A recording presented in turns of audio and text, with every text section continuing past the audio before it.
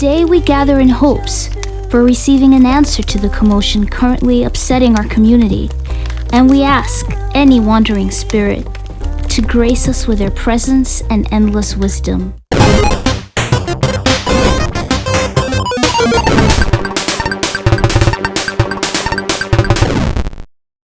Hi, my name is Santo Aveiro-Ojeda, and I will be taking you through my game, Don't Wake the Night.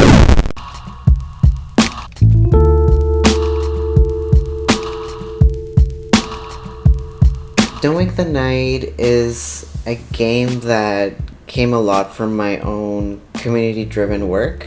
The game is supposed to embody that kind of almost anxiety around making the right decision or being afraid of making the wrong decision. And so in the game you play as like a disembodied spirit looking over this community of witches, and they kind of talk to one another without really saying anything in particular that might tell you outright what is happening. So the game is a lot about just listening in to what they're saying and then kind of trying to piece the story together, and then by the end of the game trying to make a decision that, you know, may not feel good, but that feels right for them. I don't get into trouble. Part of what inspired the game was the complexities of managing a community, how people talk to one another, how you have to make decisions, how basically no matter the decision you make, you know, not necessarily everyone is going to be happy about it, or maybe not, it might not meet their particular demands. We're just wasting our time by being here. She really likes to show off, huh?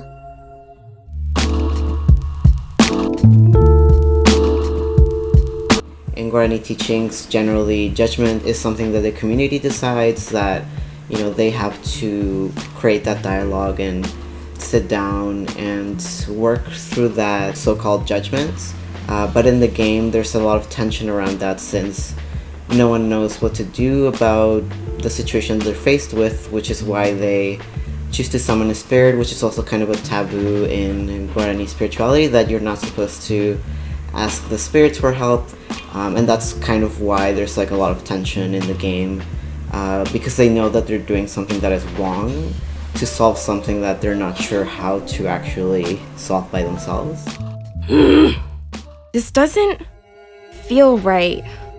We shouldn't be bothering a spirit to take care of our problems. So the concept of punishment and even judgment in Don't Wake the Night is that, especially after colonization, like punishment is something that turned into, okay, you did a bad thing, you need to, you know, be punished in some way, either publicly or you need to go to jail or something like that in order to make up for what you did. And there's also, of course, like especially in South America and other places, where if indigenous peoples were converted or forcefully converted to like Catholicism, for example, Catholicism has a very different way of looking at punishment.